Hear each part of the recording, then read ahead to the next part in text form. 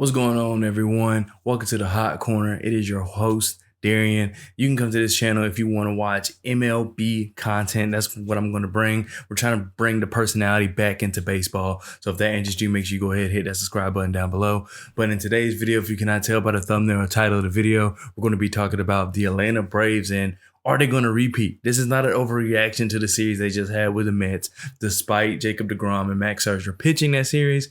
This is more so about how what they're doing right now is very, very reminiscent of what they did last year to get on the hot streak. And we know in all of sports, when you are going into the playoffs, sometimes it's not about the best team, it's about the hottest team. And right now, the Braves are mimicking what they did last year and could be the hottest team going into the playoffs. And we all know what that means because of what happened last year. So I'm just going to show you, go on Baseball Reference and kind of just show you the similarities. This is not, once again, an overreaction video. This is just more so a video how I think I'm seeing a pattern. I don't know if it's going to turn out the same way, but it would just be interesting because they kicked it up around the same time last year. So let's go ahead and look into it.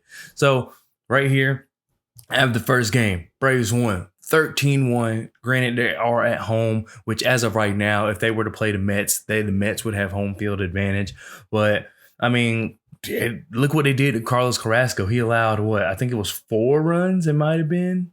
3. He allowed 3 runs on 4 hits in 2 innings pitched. So Carlos Carrasco is going to be someone that is going to be used in the playoffs. So it's interesting that they matched up well against him that day. Granted, pitchers have bad days. It is what it is, but it's just still interesting, 13-1. And my point of bringing this up is because look at the different ways the Braves won. Now, granted, we know like a couple days ago, maybe, that the Mets took 4 out of 5 against the Braves. So these teams are like battling back and forth. But I'm just saying, like, we're just talking about the now. And similar to the Braves last year, they were okay. And then all of a sudden, they just turned it on. And that looks like what is happening here. Granted, like I said, it is at home. So they win the first game 13-1.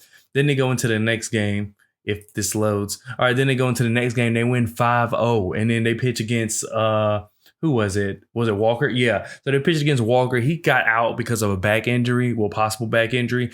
He may pitch this Sunday, I believe, but it is what it is. So you don't know. Like, this is one of the games where I don't know because he was doing fine. He only allowed 1 hit and 2 innings pitched. However, as soon as they took him out, they put in RJ Alvarez, and RJ Alvarez allowed a majority of the runs. So it is what it is there. And then you have Charlie Morton, who is probably maybe going to be in the playoff rotation. I'm not 100% sure on that, but I mean, he could be. So it is. I mean, the Mets struggled against Charlie Morton, but granted, also it's like your starting pitcher just got hurt his back. So that could have an effect on that too, as far as just like kind of take the wind out of the sails, if you would, going into that game. And then we go into the third game where the Mets win 9-7. So you have Max Scherzer pitching, but the Braves hit him well. And then you have Jake Odorizzi, I believe is how you pronounce his name. And he's not going to be in the rotation. I can almost guarantee he's not going to be in the playoff rotation, but Max Scherzer for the Mets is. And the Braves did well against Max Scherzer. He had 4 runs allowed. Like I said, every pitcher is allowed to have a bad day. It is what it is. It's baseball. It's a lot of games. But it seems like the Braves are kind of just they're doing better than that last series. In the last series, I don't think they could hit Max Scherzer, and then they definitely struggled against Jacob deGrom. So it's just like the different ways the Braves are winning. Granted, they lost this game because of the later innings, I believe. If we go here, yeah. So the Braves scored 4. But then 3 was allowed in the 9th, and the Braves basically are playing catch up in the 9th, and they still scored 2 runs in the 9th. It just obviously it wasn't enough.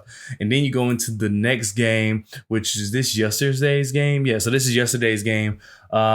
It was a great game. It was an exciting game. As you see, the Braves in the bottom of the third took a 2-run lead, and then coming right back in the top of the 5th, the Mets tied it up at 2. And then you have in the bottom of the 7th, I believe Michael Harris was the one that drove in Grissom in to go ahead and take the lead. And then you also had the base running mistake. Was that in the 8th? I don't quite remember when you had the base running mistake by Lindor where he was stealing second. Ball goes up in the air, and then you have Grissom like playing the ground ball. So I don't know if that like affected Lindor into what he was doing, but Then Lindor slides. The ball drops between Dansby and Acuna and somebody else.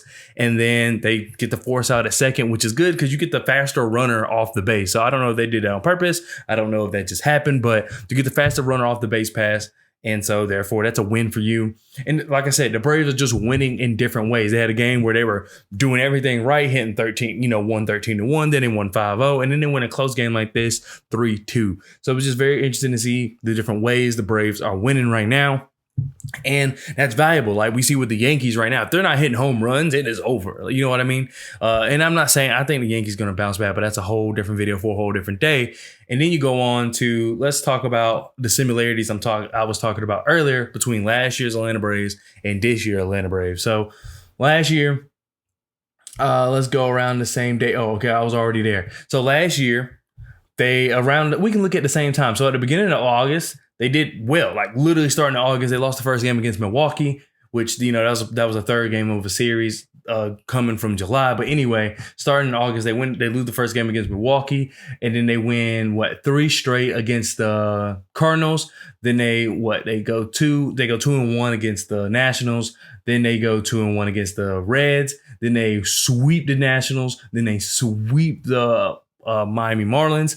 Then they sweep? Yeah, and then they sweep the Baltimore Orioles, who Baltimore Orioles last year aren't the same team they are this year. But I'm just saying, they still, the part of sports is just beating the teams you're supposed to beat, and that's what they did here. And then they struggled. Like they lost I guess they got swept by the Yankees right here. Then the Giants were also a better team last year.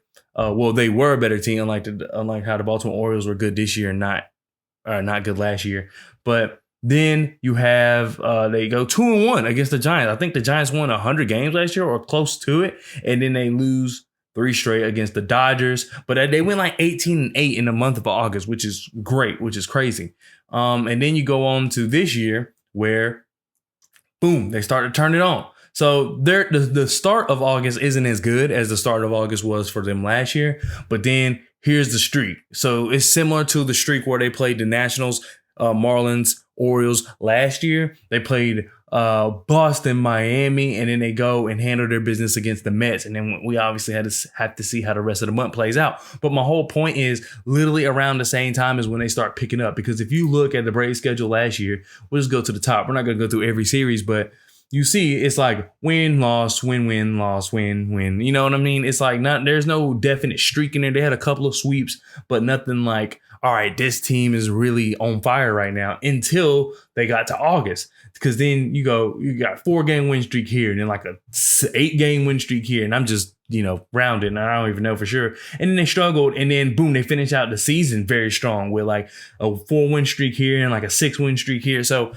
that could be the same thing that happens here. The Braves are looking like a team that they just get hot. And then once they get hot, the rest is history. But we'll see. I mean, it's just an interesting thing to look at because baseball is a game of streaks. I mean, any sport really is a game of streaks. It's all about who's the hot team going into the playoffs. So you don't want the Braves to get too hot too fast and then they fizzle out. However, it wouldn't be surprising if this is their streak now. It starts now, go into the playoffs and do their thing. Braves are definitely talented enough. I'm not saying that they're a team where, oh, this is just luck. Because kind of last year, people thought it was kind of luck. People was like, the Braves are okay.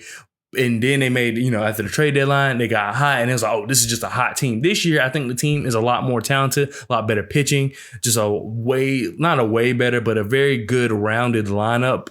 However, I don't think that, I'm saying that I think this team is actually good. I'm not saying that this team is like just getting hot at the right time. If you take the combination of a team getting hot at the right time and they're a good team, there's no telling what they can do in the playoffs. As opposed to last year, I felt like people were more just like, it's a decent team and they just got really hot at the perfect time. So we'll see how it goes. But anyway, that makes it for the Hot Corner. It's been Darren, your host, and let me know if you enjoy these kind of videos and I'll try to do more upload to the baseball channel just because, like I said, I want to bring the personality back to baseball. I want to bring people enjoyment back into baseball because I personally love baseball. So if you want to see more of this content, let me know down in the comment section below. Don't forget to do all the YouTube things like, comment, and subscribe. And I'll see you next time.